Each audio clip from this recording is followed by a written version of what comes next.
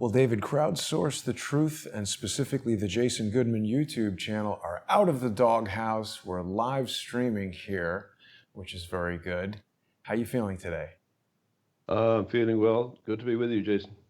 It's good to be with you, David. You know, we've had a lot of good conversations this week building up to today's show. Many significant changes in politics and the world since our last show. And you've uncovered some remarkable things about the vice presidential candidate, Joe Biden's running mate, Kamala Harris. Yeah, just as an aside, because I think a lot of people don't know how to pronounce it, so I checked how it's pronounced, and it's pronounced like that item of grammar, a comma, so it's Kamala. So I guess we do her the courtesy of pronouncing the name as it's intended to be. But what intrigues me, if you look at the spelling, and I think Americans in many cases will pronounce it Kamala. And karma is a very interesting concept. I'm sort of whittling on a bit, because as opposed to fate, fate is what is dealt out to you without your choice. But karma is about what you get back according to what you put in. So I think that's a very good index to measure this woman's possible contribution or lack of contribution to the future of the Republic. Over to you. Yeah. I think she's also an interesting pick given all of the, racial turmoil that has been going on in the United States and around the world lately. She sparked a firestorm, but the stuff we're going to be talking about today are things that I certainly hadn't heard about until you brought them to my attention. And that always causes me to think there's got to be other people out there who are also potentially unfamiliar with her history. Now, the other thing that's interesting, David, is, there's a lot of stuff going on that unfortunately I can't go into details about because it would anyway, there's a lot of stuff going on behind the scenes. I do want people to know, however, that we have just added, or I should say you've added a SubscribeStar account. So people who want to sponsor you now have the option of going to patreon.com/reverse-CSI storyboards or subscribestar.com/reverse-CSI. So it's a little different. I hope people, I'm sorry, David, I made your own screen graphic. I'll have to fix that for the next show. But people who want to utilize SubscribeStar to sponsor David and to join us for our sponsor exclusive shows, which will be coming up in just under an hour at 2 p.m. Eastern, can now do it at subscribestar.com/reverse-CSI. And that's a wonderful addition because we're working on our resilience, David. There have been a lot of things happening to try to shut down Crowdsource The Truth, an amazing number of things. And hopefully by having these alternate platforms, it'll help us avoid that. Well, I think you're absolutely right. And also, I think as we progress, we understand better and better how a social network can be literally manipulated into achieving objectives that perhaps the individual members or participants in that social network don't fully understand, which includes, in your words, shutting down Crowdsource The Truth. What I've been discovering as I start researching on this Kamala Harris is that her involvement in suppressing dissent or potentially manipulating the justice system so people are deployed as activists, and maybe they didn't intend to end up like that, can be concealed from the public. So it's very, very important that we look at her record, particularly in the 1990s, when she became Deputy District Attorney in Alameda County, California, where she was recognized as being an able prosecutor on the way up.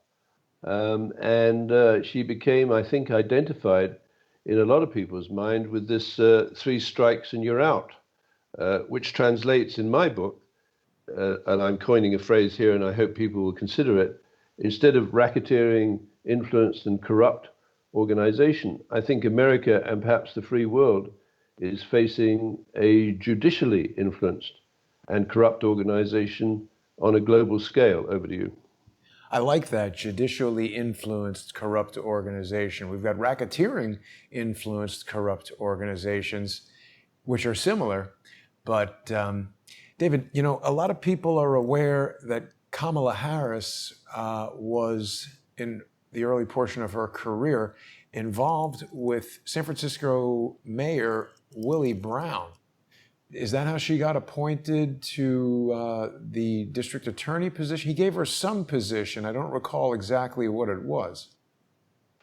I'm just reading from Wikipedia. In 1994, California Assembly Speaker Willie Brown, with whom Harris was in a relationship, appointed Harris to the State Unemployment Insurance Appeals Board and later the California Medical Assistance Commission. Harris took a leave of absence from her prosecutor job to serve in those positions. And this, I think, is, from my point of view, is really interesting from this concept of judicially influenced corrupt organization, because when you are inside those organizations that, for example, distribute welfare through unemployment insurance, there's a tremendous opportunity for conflict of interest, because you can distribute unemployment insurance to your friends and deprive your enemies of that kind of support. So if you have judicially influenced corrupt organization, what I like to do now is, and I'm taking my lead from Vancouver, where you have organizations in Vancouver that are able, and I'm thinking of Images Technologies, actually track welfare claimants through welfare, well, interactions with welfare, family welfare, children, etc., etc., and I believe penalize those people they don't like and incentivize the people they do like into basically corrupt behavior. Over to you. Well, I mean, she's come under heavy scrutiny, largely the three strikes you're out thing. Is it unique to California? It's basically if you have three offenses, you're like going to jail for a long, long time. And as I understand it, a lot of people object to this because the three offenses could be, you know, marijuana possession or something fairly minor. And it results in a lot of prosecution of people who are jamming up the courts, jamming up the jails. And, you know, she's been accused of, as I understand it, breaking state records for incarcerating black males. Yeah, and also she's accused of deep sixing the research conducted by her predecessor into clergy abuse of children in California. Right. And that is to say, there was a tremendous body of research and forensic analysis done on clergy abuse of children. And that, you know, per the collage that you put together brilliantly, leads me to a similar kind of activity executed by the late Jimmy Savile when working with the BBC, where he was best friends with, I think, the former Archbishop, the late Archbishop of St Andrew in Edinburgh, Keith O'Brien, who was accused of predatory assaults on seminarians and young priests, and ultimately resigned. But apparently he was a great buddy of Jimmy Savile. And for 50 years, I suppose you could say that Jimmy Savile had instituted a reign of terror within the BBC, and maybe the most prolific pedophile abuser in British history. I think there are about 343 victims over a period of 4 or 5 decades, where the cover-up at the BBC at the highest level, I believe, was made by a guy called Mark Thompson. That might be a name you're familiar with. Yeah, the current CEO of the New York Times. I mean, this is something we've spoken about before. It's amazing to me, David, and there's something that you and I were discussing before the show began that I would love to share with people, but it's a bit premature right now. And it's remarkably similar to what we're talking about with Mark Thompson at the New York Times.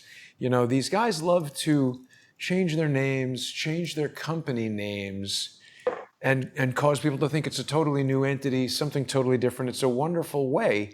It's like people think there's lots of options, but there's actually not.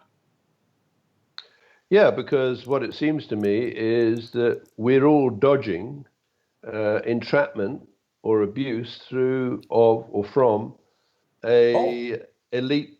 Sorry, go ahead. Well, there's something here that's talking about an exit interview with New York Times CEO Mark Thompson. This is from just 3 days ago. It says Thompson looks back on an 8-year tenure that has transformed a 170-year-old news brand into a global digital subscription powerhouse, David. So I guess he's leaving. What do you think of that? Well, he's leaving something that was actually discussed, I believe, by JFK in the 1961 speech about the New York Times treatment of Karl Marx as a rather poorly paid correspondent.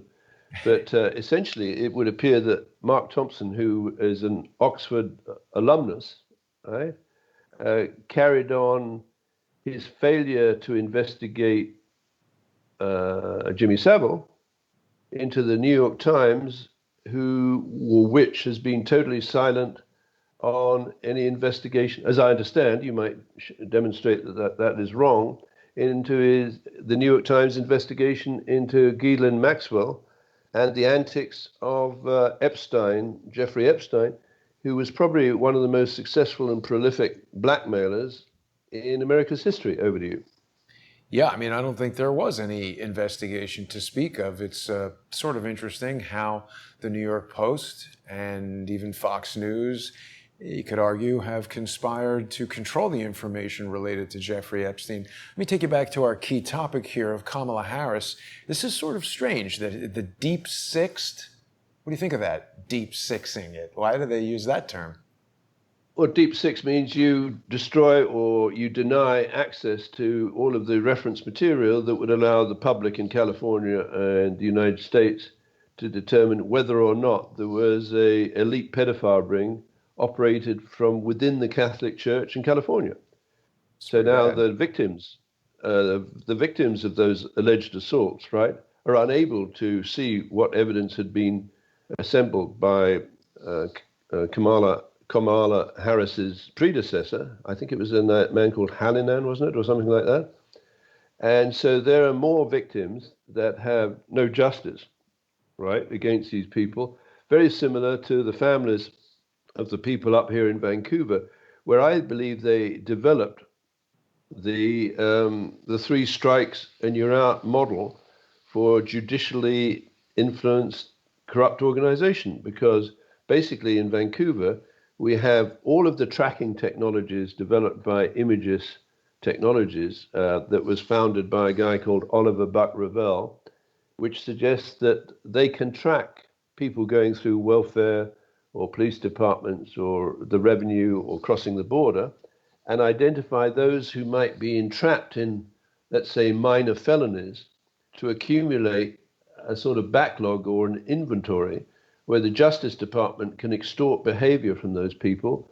For example, deploying them as asymptomatic carriers of COVID and this is a hypothetical, in Wuhan City, or in the vicinity of the crime scene associated with the murder of George Floyd, who was allegedly COVID positive. Over to you. Well, it seems that this guy you were thinking of is Terrence Halliman. Thank you. I can see clearly.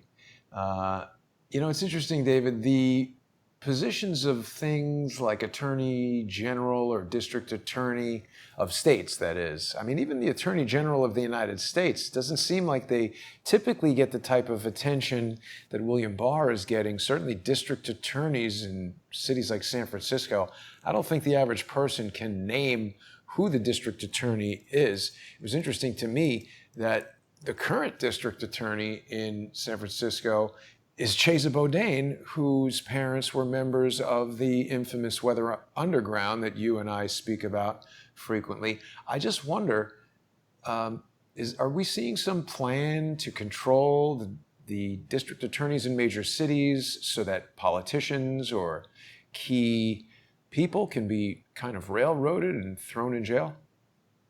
Oh, absolutely. I mean, what you've got here is, like I said, judicially influenced corrupt organization. Sorry, I keep harking on that because I think it's a powerful phrase. Good. Because these people, these district attorneys, they can play God. That is to say, they look at a series of offenses, which might be a DUI where there was no accident, slightly above, the breathalyzer limit, together with a bit of marijuana. There's two. And then if the third felony is serious or violent, or whichever, and it might be that there's a couple that have got engaged in mutual violence in a marriage or something like that, or a common law relationship, and suddenly the district attorney or a corrupt prosecuting attorney, either in Canada or the United States or their equivalents in the Five Eyes countries, can seek a long prison sentence. Right now, with that threat, I imagine that you can extort concessions from the small-time criminal that's gone through, let's say, the DUI and the smoking of the marijuana, and you can say to them, you've got a choice here. We can put you in prison for 6 months or 6 years, or you can go and do us a favor. It's not spelled out like that, right? But there is no reason since the 1990s, when this woman took up her career in law, where you wouldn't be able to build, I think that's a double negative, a phantom actor network of prisoners or parolees or people threatened with a jail sentence to go into, for example, New York on 911 and blow up a couple of buildings.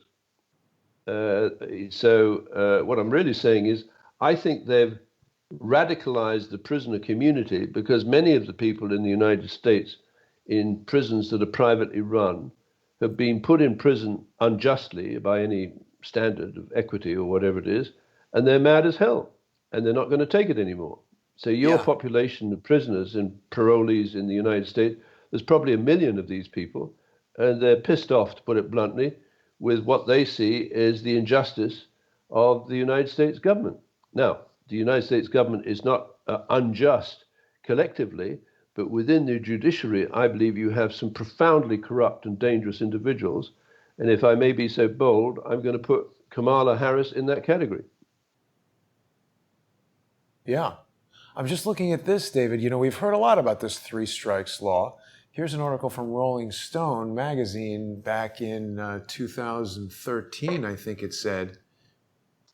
Matt Taibbi, he's had a lot of big stories. Yeah, March 2013, cruel and unusual punishment, the shame of the three strikes laws.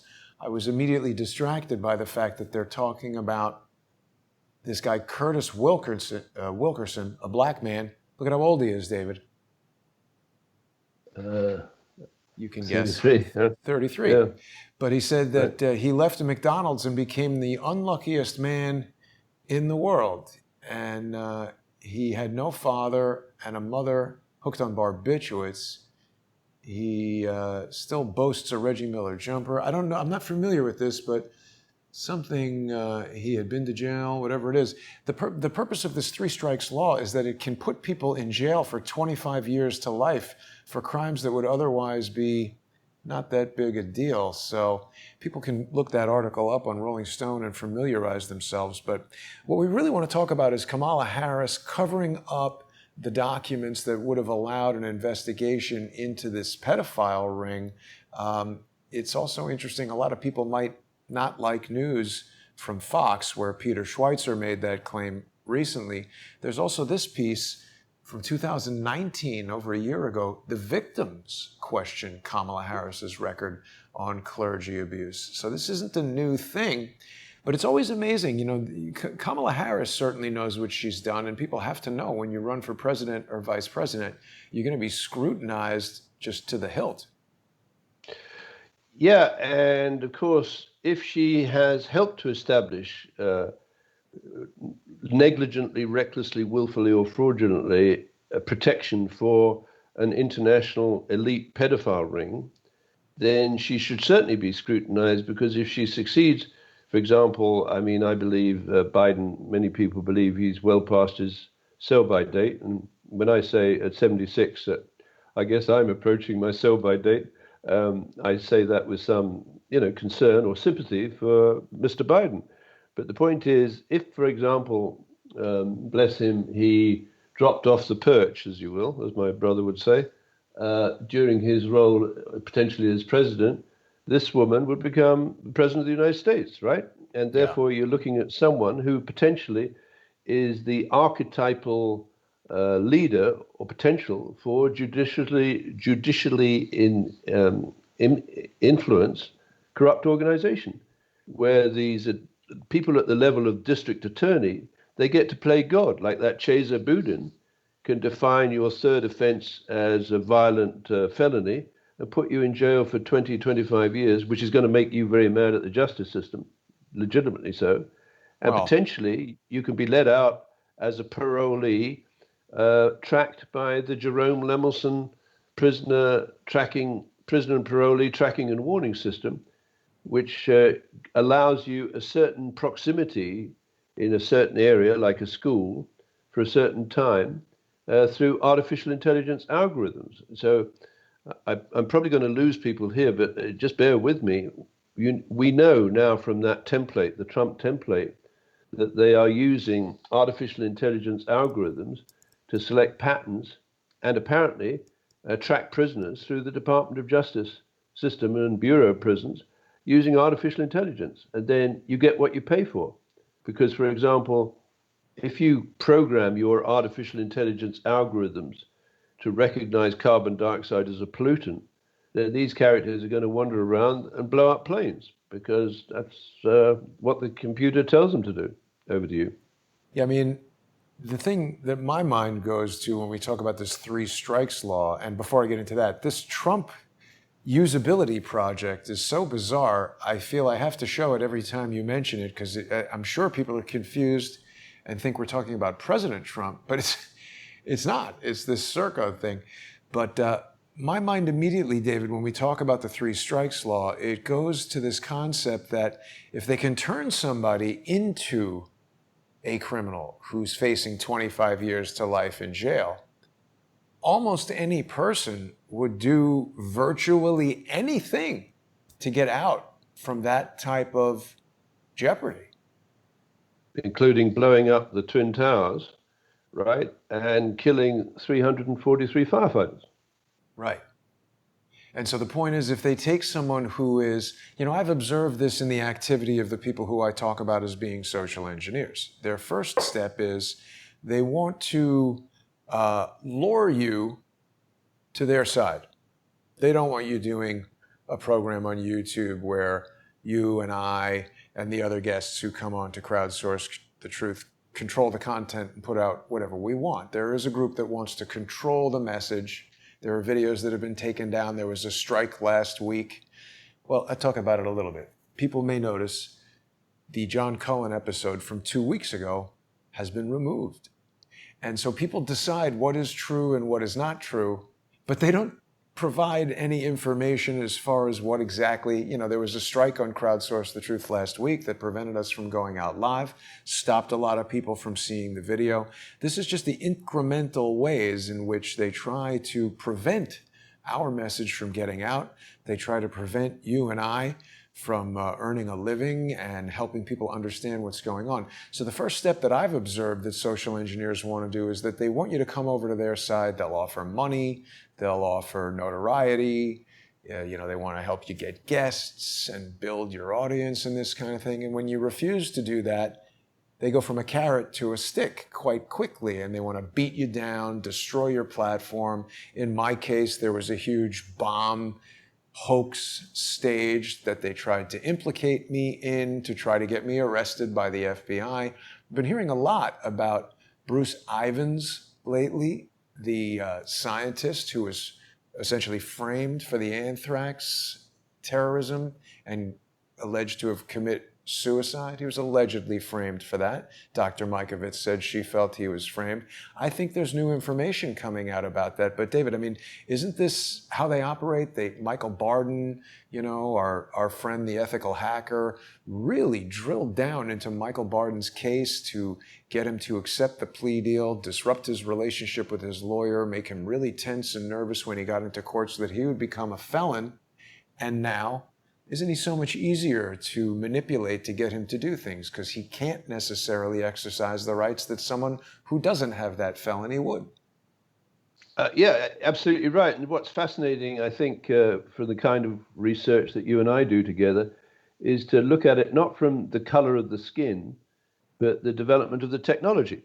So, for example, if you've got my banner page from Reverse CSI Scripts up there, and then what I try to convey with that picture is how long this has been going on, because on that picture, people will see on a map of the world the all red line which is essentially the track taken by the copper cable telegraph system that was installed basically to run the British Empire, if you will, where the first track between laid, I think it was 1848, was laid across the Atlantic between Ireland and Newfoundland in 1848.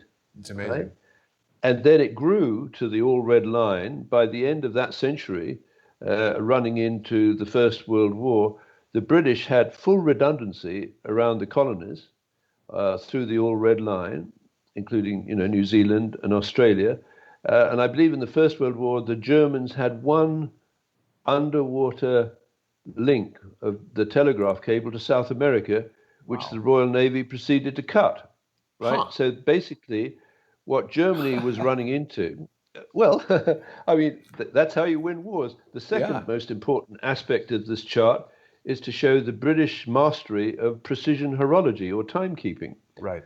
Because that clock that is outside the Greenwich Maritime Museum, and if anyone is in London, they should really go. I would urge them to visit the Maritime Museum, where they will see, for example, I think the first prototypes made by James Harrison in his attempt, or was it John Harrison? John Harrison, to win the Admiralty Prize of 20,000 guineas. That was at How the much end is of the that 18th in century. money? Well, it's a lot of money, right? What I is a don't know, guinea? maybe well, it's 21 shillings. It's £1 plus 1 shilling, right? What is a shilling? How much money is it? A shilling. Well, I don't know. I mean, the It's guinea money. was, Yeah. yeah, it's money. And there used to be a lovely gold coin that would float around, and if you're lucky, you owned a few, right? But anyway, this man, he was my hero. My father was an antique clock collector. So we spoke with bated breath. I'm a mechanical engineer. And this man, if you look at the beauty of his work, that's why I think at Cambridge you get a BA in engineering, a Bachelor of Arts, because I think back then and perhaps now, engineering is considered to be an art. I mean, it's obviously a science or a science-based discipline, but if you see great engineering works, there's always the quality of beauty associated with it. And this man made beautiful clocks, and he made the first marine chronometer, right, that could be put on a ship, I think, that sailed from Bristol, for example, to Jamaica. Incidentally, Kamala's father is Jamaican born, but that's Right. an aside, Oh, right? that's interesting. And you shrink down these wonderful prototypes or pilot systems, you eventually ended up with a marine chronometer that did the journey from Bristol to Jamaica and back, I think somewhere like that, as a journey of several months. And it lost or gained no more than 5 seconds. And that's the basis of calculating where you are from a longitudinal point of view. So the British Navy and the British understood you have to run an empire on accurate clocks, right? In 1953 or 1954, the Brits invented the cesium fountain clock at the National Physical Laboratory, right, which controls time through fiber optic links, which were also invented by the British and brought to the market by a company called STC, that was then bought by Nortel, right? So you can see how this patent theory or story weaves into what I call now judicial influence corrupt organization, because if the state controls the time and law as administered through corrupt attorney generals, basically it has complete control over the lives of the public.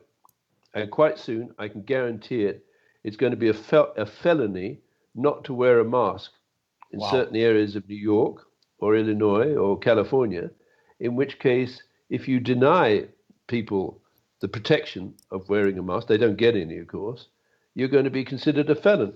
And you perhaps enter that route, the 3 strikes and you're out, where you're threatened with jail, which is what's happening, I believe, in Hong Kong right now.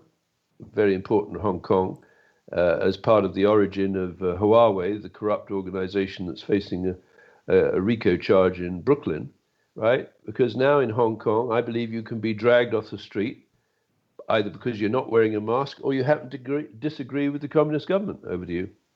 Well, that's just it, David. They keep changing things. I mean, you could certainly get beat up and have your head smashed into the sidewalk by the cops for not wearing a mask, or at least you could in May. We saw some video of that. And again, I see this common thread in what's happening in the law and what's happening in social media. I'm getting a lot of emails from people about policy changes. These retroactive policy changes on YouTube could strike videos from the past and end the channel. They're saying now if you say anything against the CDC or anything against recommendations, public health recommendations, that's now grounds for removal of video. And as you said, there's some new thing where if you assault an employee of a store for telling you to wear a mask, that's a felony. I mean, that's a Yes. big deal. I don't think you should be assaulting anybody, but what is assault? If you yell at somebody, is that assault? Particularly if Kamala Harris deems it to be an assault, right? Right. In her potential role as commander-in-chief, right? Because there is no way from a chronological point of view that I hope if Biden is elected president, he'll serve that term. He's not going to serve a second term, right? But the influence of the vice president now becomes crucial. She's younger, she's dynamic, and she's an expert in 3 strikes and you're out, except that her political enemies may very well be your political friends. Right. Right? It might be you and me. Well, you're in Canada at least, so that's lucky for you. Yeah, but Canada has some kind of equivalent, and I don't really understand indictable and summary offenses. I think in the Canada, an indictable offense is a felony, a crime, and a summary offense is a civil crime. But anyway, I'm not sure of the detail. But Canada and the United States have moved closer and closer together in terms of their technical ability to track potential criminals who can be criminalized by having their behavior or their acts deemed to be felonies, right? So now you've got, for example, you and I walked around the downtown east side in Vancouver. It's a horrifying example, I believe, of the judiciary going rogue. It didn't happen by accident, because what they're doing is they're tracking people through welfare and tax and the police, and they're building dossiers on them electronically through that Images Technologies. And just let me remind people, Images Technologies in Vancouver, at I believe 1055 West Georgia Street, was founded by a man called Oliver Buck Revell, and it is a joint venture with the National Crime Agency in the United Kingdom and Serco to develop face tracking for people suspected of being pedophiles. And this is global. So that network basically came together with the United States Justice Department on Operation ORE, O-R-E, where the Department of Justice in the United States gave the names of 7,000 people, Brits, allegedly accessing child pornography. And many of these people were charged and arrested and jailed. And I believe it's Operation ORE or one of the other ones, Operation Cathedral, I think it was, where 33, yes, there you go, 30, that's a term that you and I are interested in. And incidentally, didn't the state of California pass a law demanding a reduction of the prison population in California by 33,000? Well, I don't know how many people are in prison. Okay. So what you've got, again, it seems to me, is judicially influenced, corrupt organization, where from within the justice system, there's a breakdown of the kind of controls that make sure justice is delivered to we the people. And this is the thing that I believe you and I don't say uniquely, but we may be probably the best qualified people to investigate that and illuminate that to the public at large. This is complicated stuff.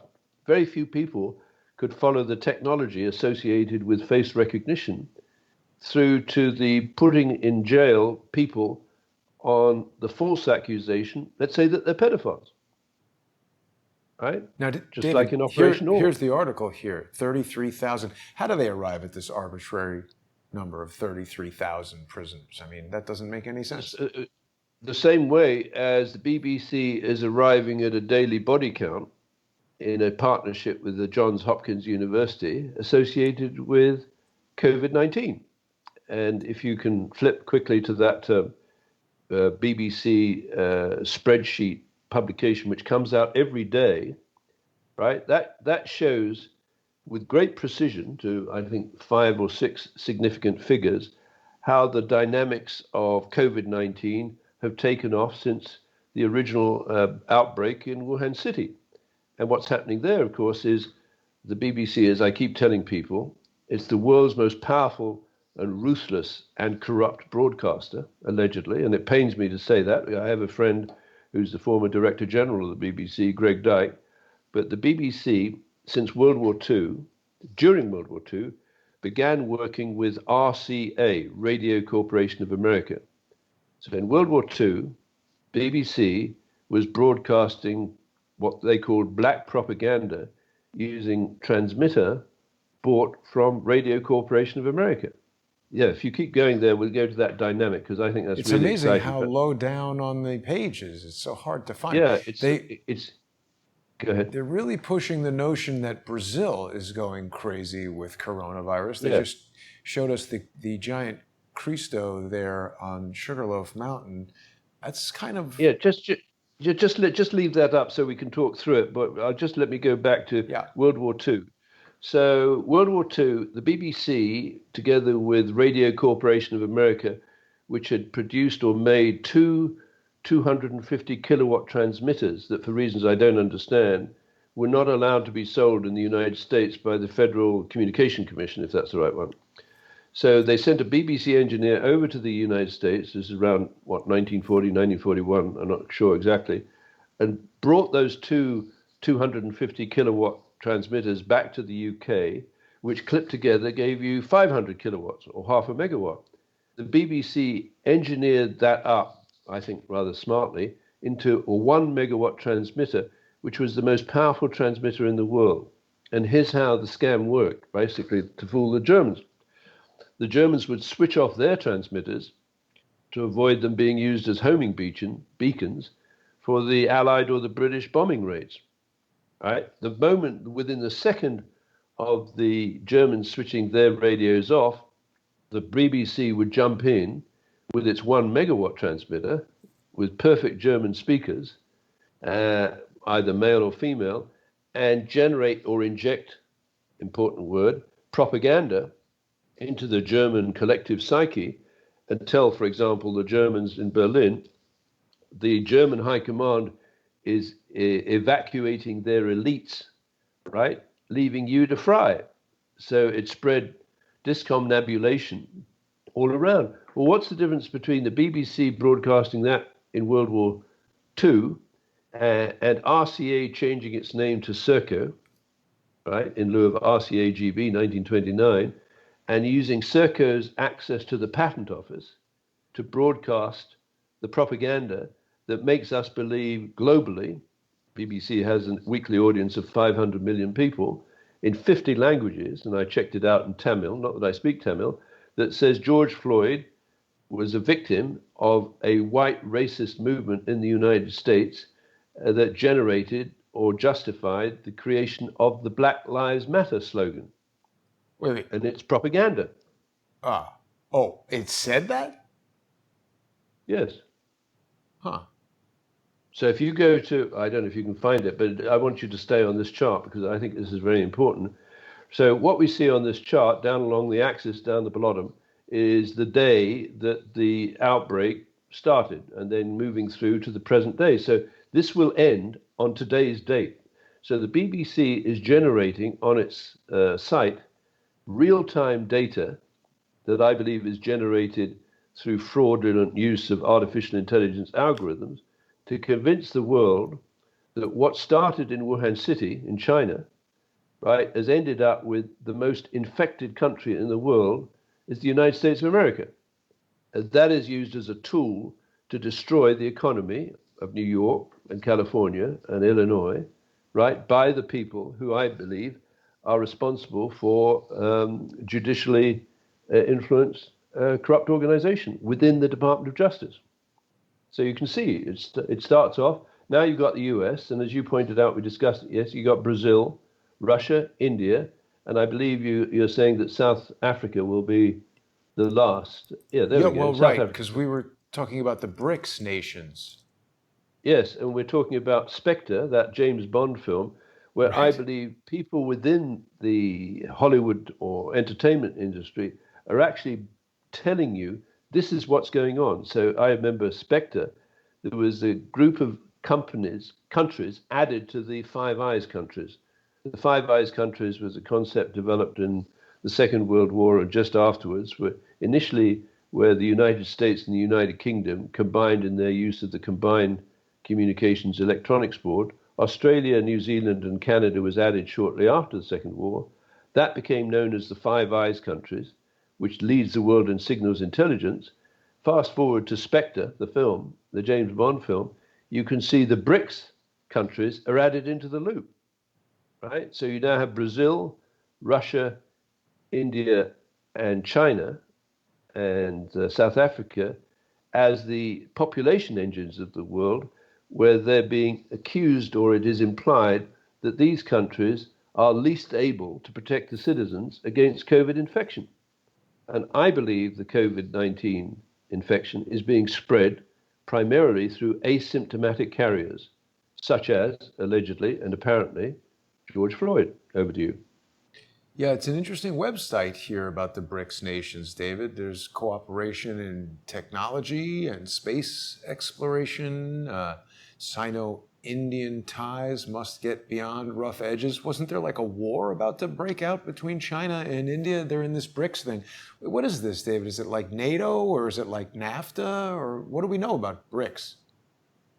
Well, I think it's a creation. Remember Elmer Davis comment Yeah. for the head of the way to inject propaganda into the public's mind is to do it through entertainment media. So I don't say everything about this rests on the film Spectre, but Spectre was quite an influential movie, James Bond, etc. etc. Now, whether this was the first formal link as perceived in the entertainment industry between BRICS, Brazil, Russia, India, China, and South Africa, and the Five Eyes countries, I don't know. But at the end of the day, modern propaganda is being controlled, I believe, through the Five Eyes countries and the BRICS countries with a view to global dominance. And then when people say, well, what is their goal? I say, well, look at what Cecil Rhodes said in his 200-year plan. He said, to control the world through the Anglo-Saxon society, if you will. Maybe I think he threw a bone to the Germans. But essentially, the first step is get the plan ready and seize the assets or seize the resources. Steal everything. Right? Steal everything. Right? Well, that's It's a complicated British way of saying steal everything. Well, exactly. So they've masked it, I think, with lots and lots of language that's now buried deep inside the judiciary. But let's go back. Child porn swoop Well, targets before 90 we get police. there, David, I want to remind people that we're going to be starting our sponsor exclusive segment in just about 15 minutes. And people can watch that on patreon.com/crowdsourcethetruth, subscribestar.com/crowdsourcethetruth. And I've made an error in your on-screen graphic here. We want to announce today your new sponsorship platform on Subscribestar. People can access that at subscribestar.com/reverse-CSI. And they can also see it on patreon.com/reverse-CSI storyboard. So I'm going to update the graphic for next week, but I want people to know if they want to become sponsors for David on Subscribestar, make sure you go to subscribestar.com/reverse-CSI. I'm going to paste that into the comments for everybody there. And yes, the other thing that we were looking at right there, and we're going to be talking about in depth, this is interesting because it's talking about how U.S. authorities passed on more than 7,000 names of UK subscribers to an American child porn website. And this is of particular interest because if Kamala Harris is deep sixing information and investigations having to do with sexual abuse and child pornography and abuse within the church and things like that, that's very serious. It also speaks directly to what you and I were basically illustrating in today's image, where Jimmy Savile was buddies with this who is it, Cardinal Andrew Keith what? O'Brien. Keith O'Brien, right, who was the Archbishop and a Cardinal, St Andrews and Edinburgh, and he was accused by victims, seminarians, and young priests of aggressive and predatory behavior in the confessional, right? Now, Wow. it never came to court, you see, but it is an opportunity for people, certain people, to be caught up in this kind of ultimate pedophile entrapment and blackmail ring. And he ultimately resigned, but he was a great buddy, apparently, of Jimmy Savile, who is a prolific and predatory pedophile. Yeah. So on the other side, in California, and what connection Kamala Harris might have had to that Operation Or, but it's terrifying to think that you could have a pedophile or porn site in Texas where people are downloading pornography, possibly using stolen credit cards, Right. and they're tracked through people like Images Technologies up in Vancouver, or the electronic tagging that was pioneered by Serco, and apparently is being used to control this Meng Wanzhou, the daughter of Huawei. You basically got a surveillance and tracking network that I believe Jerome Lemelson would be delighted with, potentially controlled through artificial intelligence algorithms, which ultimately I think you could end up with a global network of what we call phantom actors that are combined to overthrow the government of the United States. So in the next part of the show, what I want to do is explore with you how Kamala Harris might be a witting or unwitting, a willing or an unwilling patsy, because this network is much bigger than she is, right? But this network can succeed through the, for example, the CAI private equity group of deploying a young Kamala Harris to places like Montreal, where Montreal is a province in the Canada that is probably the most Marxist inclined Really? ever. And basically, the Front de Libération de Québec was a revolutionary group. In its FLQ manifesto, claimed to have 100,000 people under arms. Now, whether it was exaggerating or not, let's say it had 10,000 people under arms, right? What happens to these organizations when basically FLQ is nominally shut down? Well, they go back into the woodwork, and now they go online. They take false identities. And remember Bernadine Dawn, I don't know if she said it, but I think what she didn't say was very important. She said, what, guard your schools? Yep. What she didn't say, but I think she could have said, is guard your courts. I believe now the courts in Vancouver, in Montreal, in Toronto, and in New York, and in California have been infiltrated with guerrillas by night, back to JFK. And I think it was that speech that he gave that got him killed, because they must have known that he'd suspected this kind of organization, which I think emanates, if you will, from the Rhodes Scholarship, the Masterman's 20 Committee at Oxford University, the double cross programs or projects like Operation Mincemeat, where a guy was dressed up in a Marine uniform. He'd eaten some rat poison. He'd committed suicide. He was floated off the coast and ultimately sent the Germans 3 divisions, 30,000 men, to Greece, and they sat it out, even during the invasion in Sicily. So I look at Pearl Harbor, I look at 9/11, and I'm saying, are these actually sophisticated double-cross operations where they're using people that have been caught in this JICO, judicially influenced corrupt organization, through a 3-strike strategy, where they start maybe a pickpocket, or they've stolen a car, or they've smoked marijuana, and they get to the end of that little journey, and a corrupt district attorney, and I'm not saying that Kamala Harris is corrupt, I am saying if I look at her career, she will be, and I'll be arrogant here, she will be technically and scientifically illiterate, but may be very good at administering a 3-strike policy and building a network of phantom actors that could be turned against the survival of the Republic. The attack is from the inside out and not the outside in. Over to you. She might be corrupt. We'll learn more about that. And we're just a few minutes away now, David, from the sponsor exclusive segment of the show that people are going to be able to watch today on patreon.com/crowdsourcethetruth, subscribestar.com/crowdsourcethetruth. And for the first time, people who want to sponsor David can watch him on subscribestar.com/reverse-CSI. And as always, of course, patreon.com/reverse-CSI. Before Reverse CSI storyboards on Patreon, I got to get that graphic straight, David. I'm sorry to make that confusing for everybody. We want that to be clear. Anyone who has a question can email me about that. But I just wanted to touch on one thing before we go over there, because I've noticed just in our collage today, the hat that this guy is wearing, Cardinal, whatever his name is. Keith O'Brien. Keith O'Brien. He's got this, it's got the Iron Cross on it. What's going on with that?